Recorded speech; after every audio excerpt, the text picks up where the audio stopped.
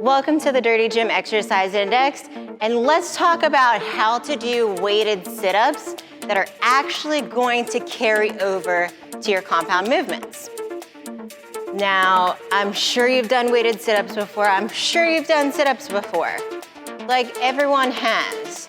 But let's talk about the particulars so that we make sure how we're doing this carries over to, say, our bracing in our back squat or our bracing in our deadlift. I mean, that's pretty important, especially for a sporting application. So, our weighted sit-up. Utensil-wise, we can use a plate, we can use a barbell, we can use dumbbells, you can hold chains if you want.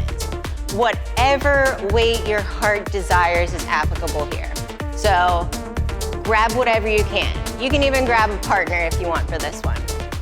Now, we have to think about this like, okay, the further the weight is to our center of gravity, the easier this sit-up's gonna be. Now, we increase that lever and say we take it behind our head, that's gonna be a really freaking hard sit-up. But where's the barbell when we're squatting? On our back. So that is going to most closely resemble the bracing that is needed for our back squat. So I would start especially light, start about chest level, take it up to face level, and then as you get really good, behind the head is the ultimate test. So let's talk about the particulars of how we do this movement on a GHD. So ideally when we're getting into this machine, we want our glutes towards the back of this pad. If they're right on top of the pad, our butt's gonna get in the way of us actually like hinging backwards. And that's gonna be kind of painful, especially on the low back. So make sure the glutes are towards the back of the pad, our knee is bent, and we're going to descend nice and slow, making sure that we remain braced and neutral the entire time. So I don't want flexion or extension of the spine as you do this. Braced and neutral through the entire movement.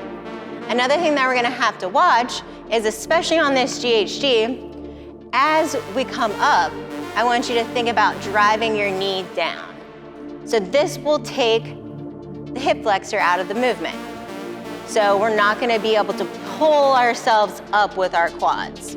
So you think braced and neutral on the way down, fire the knee down to come up in that same braced and neutral position. Let's see it in action.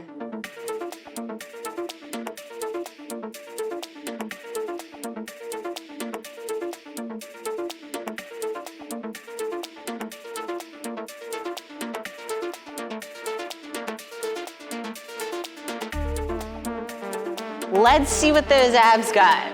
The ultimate test is if you can hold a 45-pound plate behind your head and do a sit-up. Then you have strong abs. So think about this just like all of your other strength work. We can't just do like mindless reps and expect to get good at bracing under heavy load. So we need to train the abs in the same fashion. Test, let's see where we're at, and let's see how strong we can get those abs. Enjoy, guys.